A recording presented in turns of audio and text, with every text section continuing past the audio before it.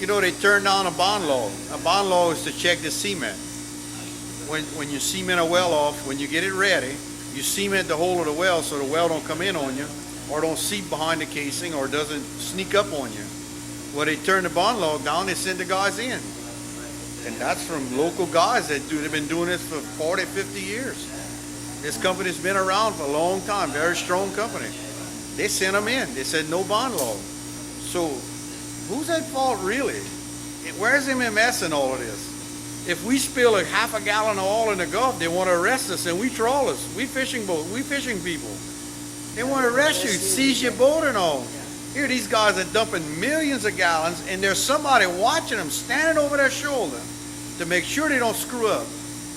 And here we got a big, massive oil spill, largest in the world at this point, or most economic disaster in this point. You know? That's what it sounds like. So exactly, where was MMS? You know where's their state? I haven't heard anything on TV. It's a minerals management. They're the overseer of the Gulf. They make sure all the safety checks in place, all the people are there to make sure that nobody's doing anything illegal, make sure nobody's dumping nothing overboard, make sure the oil spills are contaminated or contained when they go overboard. It's to make sure that the oil field don't get out of line, because the oil field is a business. No telling who was winding down on this part. You can't tell. Obama received a large campaign fund from BP. How much it is, I mean, we're not the smartest people in the world down here, but we hard-working, common-sense people. We basically people of the earth, people of the land. I can live on the land down here. But what do they think? They're riding around in limousines upstairs, up in Washington, and nobody realizes what they're doing? They're going to ruin me.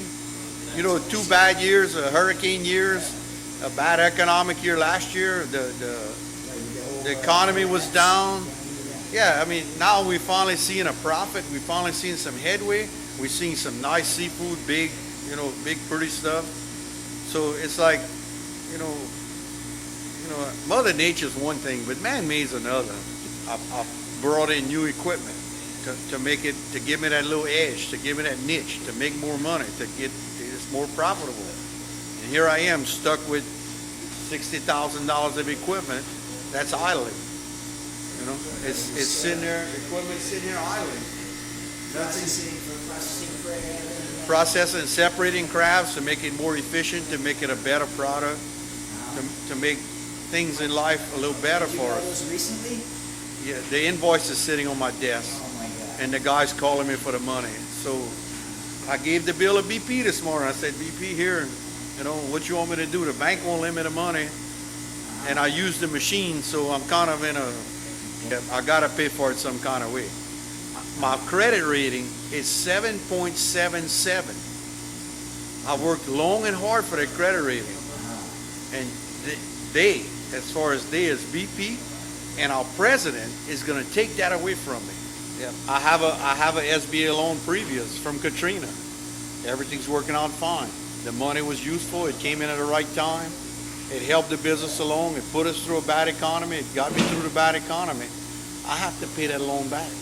That's the government's loan. They said they'd help me out. Well, they helping me out. But it's like they're feeding you candy on one side and they're putting salt in the cut on the backside of you. They don't want to ante up. Just ante up to the mistakes. You can stack 2 BOPs on top of each other. It don't take a whole lot to figure that out. The space shuttle goes up with 2 of everything. If one breaks, you got a backup. It's not hard to figure out. There's a lot of safety measurements on those rigs. The thing is, when it comes for time and pressure to get it done, the safety's out the door. And the drillers on those rigs are experienced hands. They don't take a driller and just go on a drilling rig and 6 months later he's a driller. These guys have been drilling, their grandfathers drilled, their daddies drilled. Somebody in their family was a driller. You may have the rare occasions where you got guys that learn the type of situation they're in and learn how to be a driller. Drilling is like an art. You got 100 guys. They may only have one driller in the whole 100 guys. Those guys are unique. They think different. The way they do work, there's different things. When a driller tells you there's something going on, listen to him. He's not there because he looks good. Yeah, somebody saw a mistake. Somebody saw something was wrong. And it goes back to people that just got big soil-headed and don't want to listen to nobody. Well, now they can listen now. They got it. They got exactly what they wanted. They got it in a hurry. There's supervisors out there. I don't know where they at. I mean, there's guys out there that can run 10 guys on a boat. Get each supervisor, get one supervisor out there and say, okay, these 10 boats belong to you. Give him a map, give him coordinates, and say, okay, y'all take care of this area right now. All these 10 boats go and take care of it. Let that guy go over there and check on them. Watch them from the satellite. Noah's got these fancy satellites. They can look at everything. Get everybody 5 square miles, 2 square miles. I don't know the whole details on it. But keep it simple. One supervisor, he answers to one supervisor. That guy answers to BP.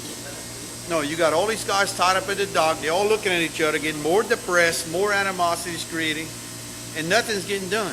Nothing's getting done. That's Nothing's getting done. There's oil on the north side of Barataria Bay. There's no boats around it. The birds are getting full of oil. The fish are, we don't know what it's going to do to the fish or the seafood. But there's ways to go out there and fix it. But everybody's standing around. Nobody's doing anything. They can analyze this well all they want. The oil's on the ground already. I hate to bust their bubble, but the oil's on the ground already. Y'all go analyze your well. Go try to take care of that. Let us take care of the oil. Yeah, we may not be the best at it, but at least we'll try to get something done.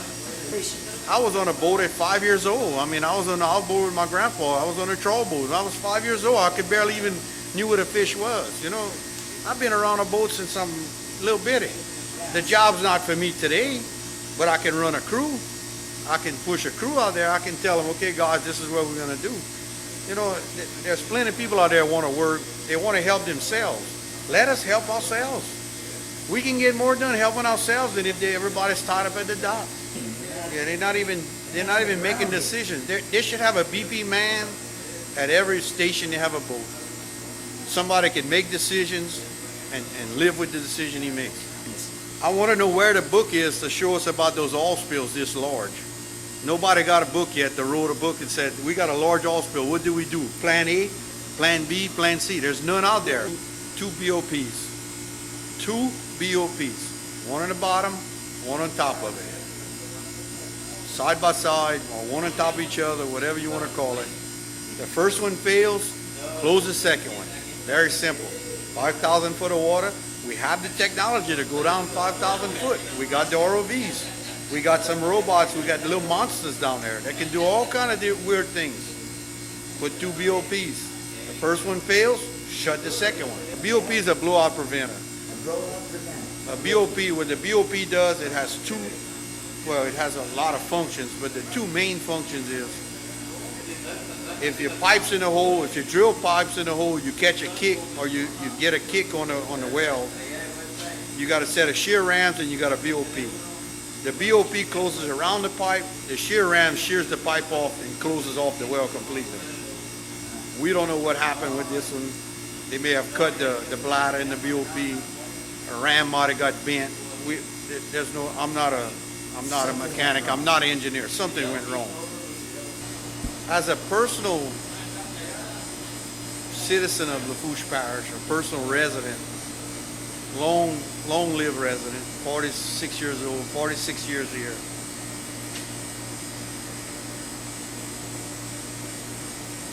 People down here are very, very resilient.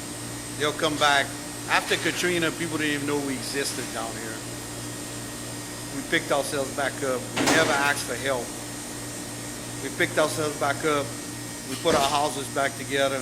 We got our boats back fishing. We cranked the plant back up. We went back to work. But it's hard to look at, it's hard for me to see it. Our own country doing what they're fixing to do to us now. I mean, this is the U.S. This is America. Why is our president not thinking through what he's doing? So the restaurants are going to suffer. The accountants are going to suffer. The taxes, the schools. I mean, just the schools, the taxes that they generate off of the sales of seafood. I mean, Mr. Obama needs to really, really, really look at what he's doing. Our local leaders need to stand up and say no more.